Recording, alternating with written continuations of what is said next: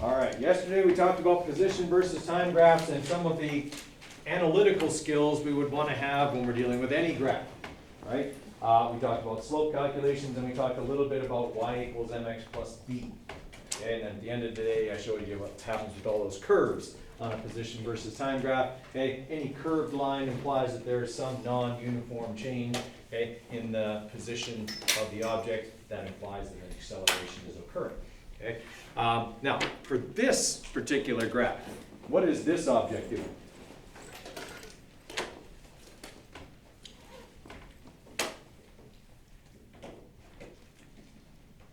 So we got a position time graph, and it's pretty linear. So what's that object doing?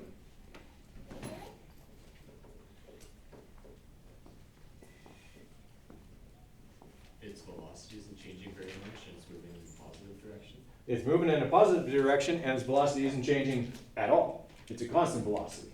Okay? Its position is changing. Well, yeah, the dots are going like that, but in general, yeah, it's pretty linear. You're right. I mean, if we just go by the points, it is changing here or there. Okay? But in general, it's going at a fairly constant velocity in a positive direction. Now, this particular graph gives us this. Okay, now unfortunately Google Sheets always cuts this part off, but this is y equals m times x plus b for this graph. For this particular graph, that means that m is 3.85 times x plus a y-intercept of negative 0.801. Okay, that is the equation for that line. So on this graph, what does b, the y-intercept, represent?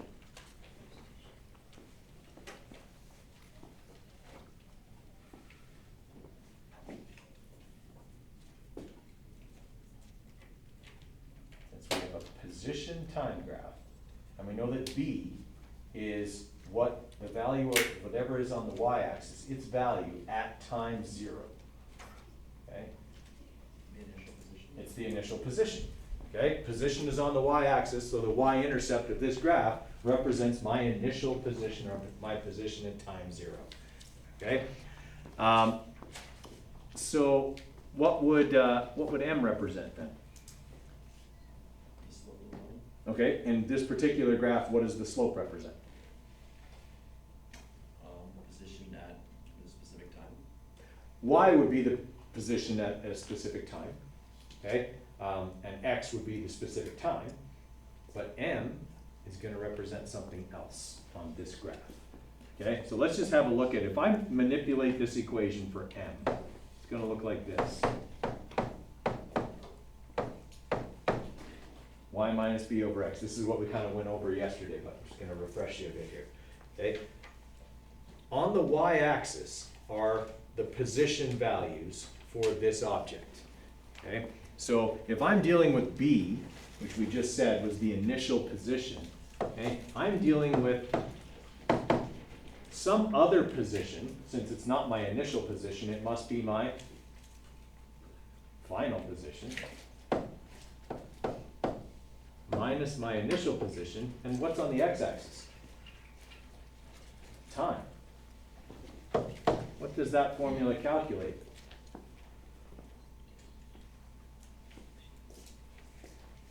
Velocity. Okay, that's the change in position, displacement, divided by the time. Okay, displacement over time calculates velocity. Right? So on this graph, the velocity of the object is 3.85 meters per second. I guarantee you will see a question like that later. Quiz, unit exam. Okay, and it would go something like this. According to this graph, what is the velocity of the object? How many marks would that be out of? Does it require you to do anything? No. You don't have to calculate anything. Is the answer right there on the graph? It is. All you have to do really is recognize, oh, on this graph, if I were to calculate the slope would be position over time, or change in position over time. Oh, the velocity is already right there. Okay? You don't have to calculate anything, so there's no marks for calculations. Okay? It's a recognition mark. All right. Now, in Math 10 and in Science 10, you were required to use this formula to calculate values of y if you were given a value of x, or vice versa. I give you a value of y and ask you to calculate x. Questions 1 and 2. Okay, so use the equation for the line. That's that thing right there. Okay, I want you to calculate what the position of the object would be after 1 minute, 60 seconds, because time's in seconds on that graph. Okay, and also how long it would take, so how much time, okay, to reach a position of 150 meters. Okay, I want you to see how much you remember from using y equals mx plus b. See if you can calculate those two things. I'll give you a few minutes and then we'll walk through it. All right, let's look at number 1 here. So they want me to calculate the position after 1 minute. What part of y equals mx plus b am I solving for?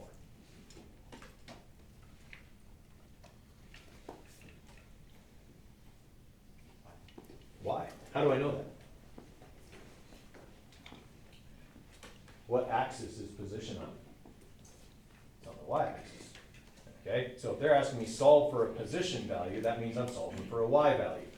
Okay, so that means I don't have to manipulate the equation. That's nice. Okay, I just have to go y equals mx plus b and plug in my numbers. M is 3.85 meters per second. Multiply that by 60 seconds, okay, 1 minute, and add the y-intercept, which happens to be negative 0.801.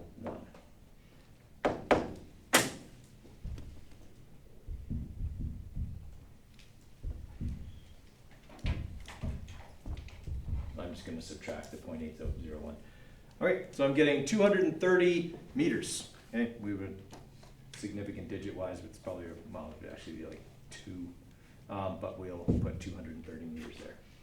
And it would be positive. Okay, that would be my position after 1 minute. Okay. Everybody all right with what I did there? Okay, so how is number 2 different?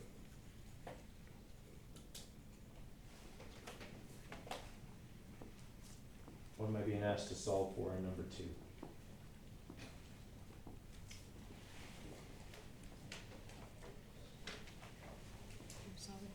Solving for x. They want to know how long. How long is time? Time is on the x-axis. So on that one, I do have to do a little bit of algebra. Okay, so I'm going to take my y equals m times x plus b and manipulate for x. So y minus b divided by m will equal x. Okay, and then I'll just plug in my numbers here. So we'll have, they told me it's 150 meters. So they gave me a y value. Okay, 150 meters minus negative 0.801, okay, divided by 3.85 meters per second.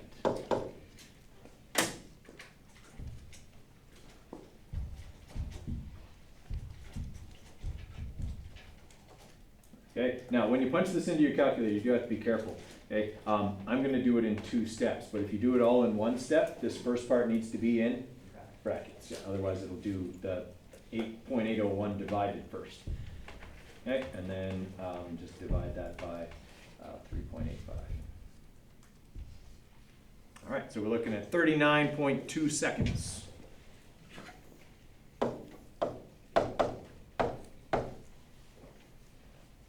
Okay, everybody all right with that?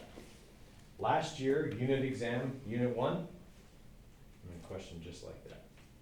Okay, the first part was, what was the velocity of the object? That one we just talked about, it was 3.85 meters per second. Okay, then I asked to calculate a y and an x value. Okay, no different than what we did right here. Okay, and that's what we're going to be doing on our lab next week. Okay. All right, is that making some sense and ringing a bell? We haven't really done anything new. Okay, this is all stuff we would have done in Science 10, okay, and Math 10. Okay, so on this graph here, I've got 2 different objects on this graph. Okay, it's still a position versus time graph, so I've got position in meters. Looks like it got cut off here. Position in meters on the y-axis, time in seconds on the x-axis. Okay, I I would like you to find for me the displacement of both objects, or sorry, final position of both objects after 30 seconds. Okay, so.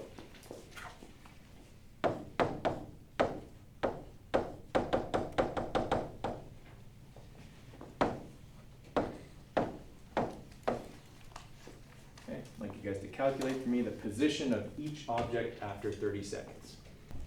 If I want to calculate the position after or at 30 seconds, am I solving for y or x?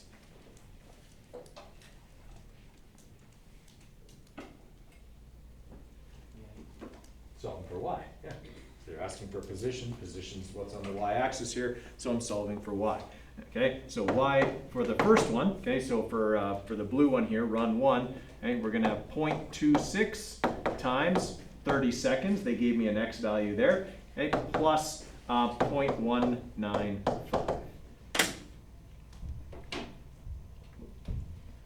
0.26 times 30 plus 0.195. All right, whoop, what did I mess up? Oh, I got 2 decimals in there.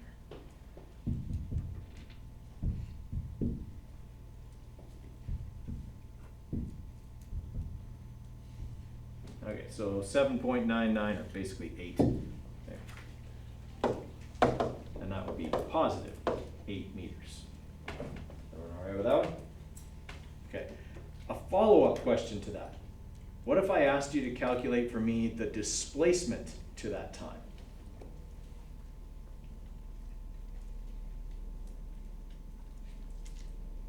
So you just calculated the final position. Do you know the initial position? Yeah, it's the y-intercept. So I would take that number and do what with the y-intercept? Subtract it, yeah. Okay, because if you're being asked to calculate displacement, it's final position minus initial position. Okay, that's how you would calculate. That could be an easy follow-up question, like a part B or something. Okay, now the calculation for the red line. Okay, so y equals 0.38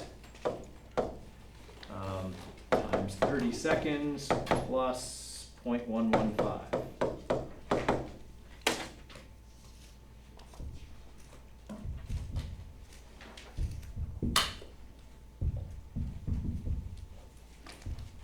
So we're looking at 11.5, positive 11.5 meters, okay, as our final position for that. Okay, if this was a multiple choice question, it could go something like this. Based on this graph, which run is faster?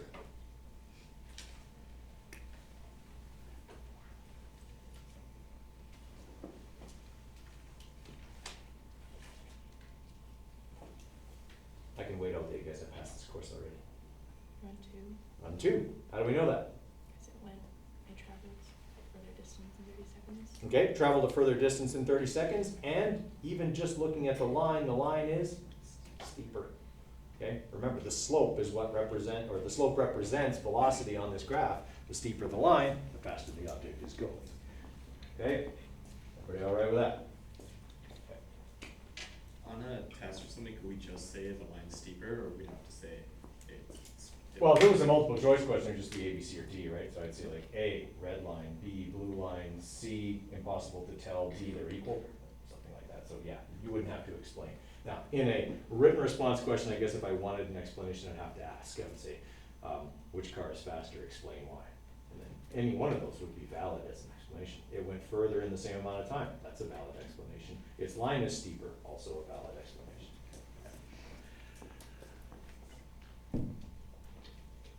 Okay, so this position time graph here, I'd like you guys to do those 3 questions there for those 3 lines, please. Some of them are really quick, like question number 1, okay? And some of them require a little bit of calculus. All right, let's look at question number 1, because that one should take like about that long to do. Okay, what's the velocity of cart 1? 1.38 meters per second. meters per second. Okay, and what's the velocity for cart 2?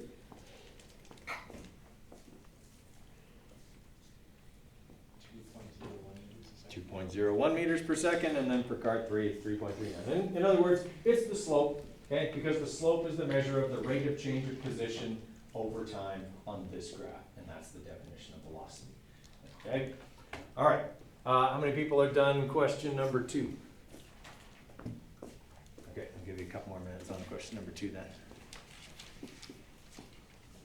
then. Just as kind of an aside here, we said before that if I would give exactly this type of question on a unit exam. If you did a whole bunch of work for question number 1, and I would tell you it was out of 1 mark, if you did a whole bunch of work for it, are you likely to get it right? Probably not.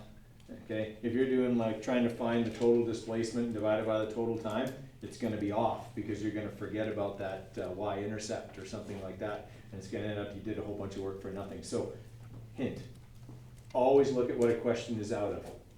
Okay, if the question is out of 1 mark, the answer is right in front of you, okay, and requires you to do no work. You'd be surprised how often I'll see 5 marks worth of work that's all wrong for a 1 mark question.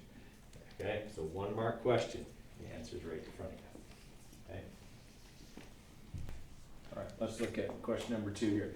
Okay, so in question number 2, they're asking me to find the position, which is a y value. In other words, I don't have to do anything algebraically with my formula. Okay? It's already set up to calculate y when given a value of x, which I'm given, it's 12 seconds.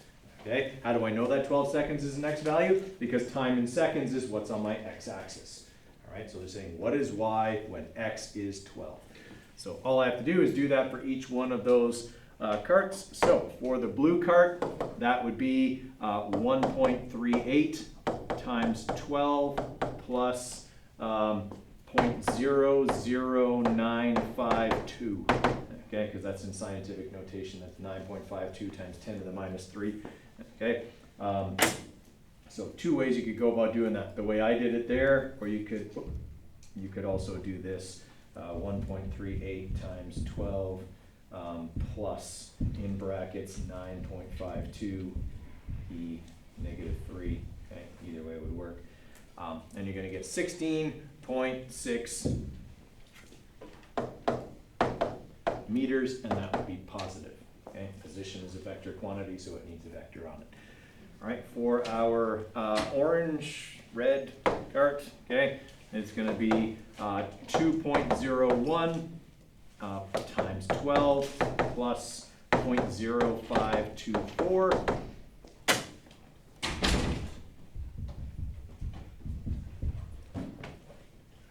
Plus negative, that's negative 0.0524. Okay, and we got 24.1 meters, positive 24.1 meters for that one. Okay, and then our last one is yellow. Okay, so we got 3.39 times 12 plus 0.0381.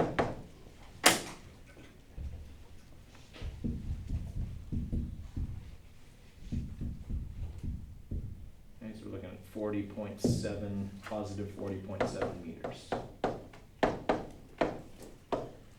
Okay, so the marks for that, like as I said, that would be a 2-mark question. You get a mark for your method and a mark for your answer. Okay, and that's why it would be out of 2 marks. Okay, as I would obviously only have 1 line on a graph on a unit exam. Okay, if I was asking that question on a unit exam, I wouldn't have 3 different lines on there. There's no sense making you do the same thing 3 times on a unit exam. Okay. All right, how many people have done question 3? Okay, let's look at 3 then.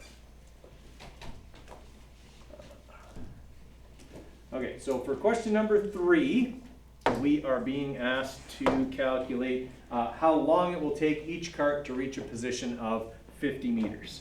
Okay, so they're giving me a position and they're asking me how long. So they're saying take y equals mx plus b and solve for x. Okay, I'm looking for a time, how long. Okay, so I'm going to have to take that and go, all right, x equals y minus b over m. All right, so for our blue cart. Okay, our blue cart, that's going to be that x will equal 50 minus 0.00952 divided by 1.38. Okay, so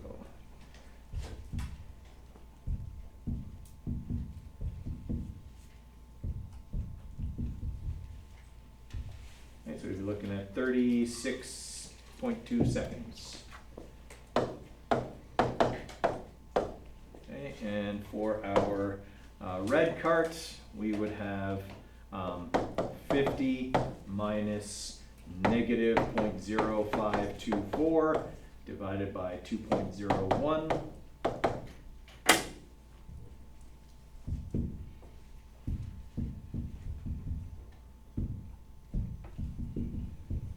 Okay, so we're looking at 24.9 seconds. And then for our yellow cart, 50 minus 0.0381 divided by 3.39.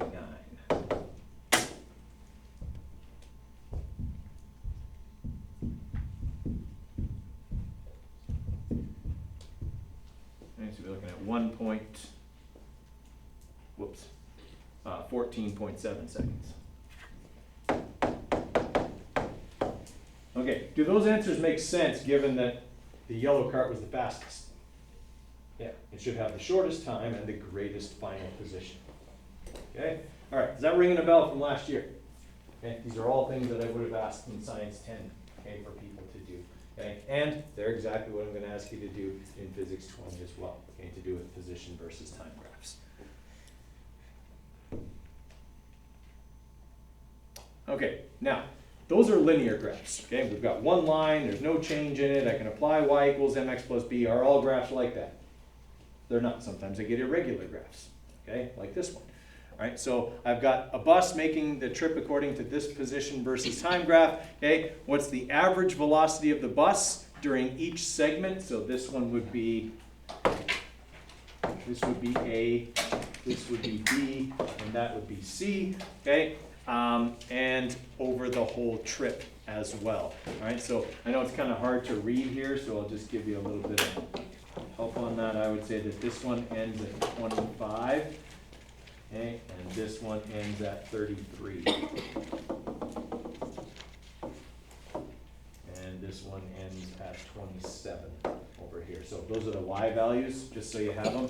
And this here goes right down between 2 and 2.5, so that would be 2.25 hours. Okay, just because it's hard to read the graph probably from where you are. Okay, all right, see if you can get those ones done here. Okay, and then we'll walk through that one. All right, let's have a look at this one here. So on a graph that's not one linear function, okay, we're not going to be using y equals mx plus b. Okay, but we still can use this. Okay, we can use v equals displacement over time, okay, which is final position minus initial position over time, and we can do that for individual sections and for the whole graph. Okay, that's still going to be perfectly valid. We just can't use y equals mx plus b because it isn't a single linear function.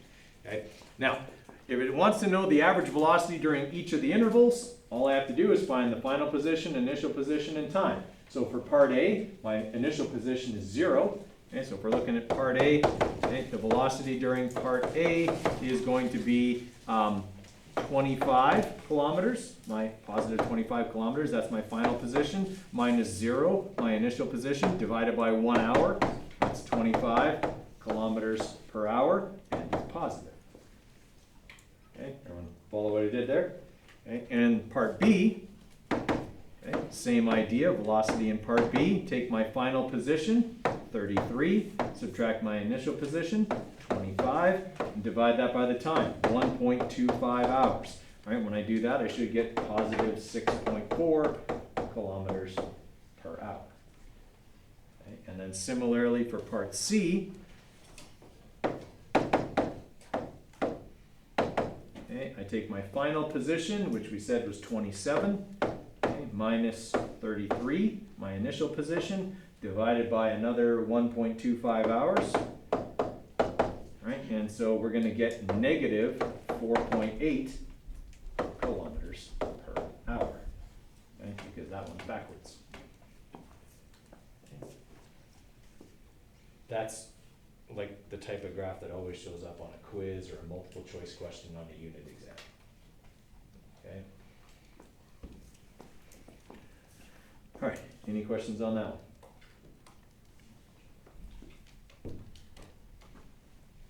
Nope, we don't need that yet. Okay, so we'll start talking about velocity versus time graphs after, well, probably next week, but we'll probably start looking at our graphing stuff on like Wednesday for our lab, because we're gonna be doing the lab on Thursday. Okay, the lab is only on position versus time graphs. Okay, so that's all the stuff we've done over the last 2 days. Okay, since we have time, if you have an iPhone, okay, the app that we use to talk to our data carts and other data gathering equipment is called SparkView. That's this. Okay, so if you go into the App Store and look up SparkView, okay, that app is free, okay, and you'll need that on your phone, or at least one member of your group will need it on their phone so that you can receive the Bluetooth transmissions from the carts, okay, which will give us all of our data, which is awesome because then we don't have to pull out meter sticks and physically measure stuff. Okay, it's like so such a first world deal. Okay. So if you can get that on your phone, that would be helpful, okay, and we'll talk about how that'll work next week, okay. You will have a quiz on Tuesday as well, okay, so that'll be coming up as well, and that'll be on probably position versus time graphs, a couple of questions to position. Okay. So no homework for you over the weekends, okay, but stay out of trouble.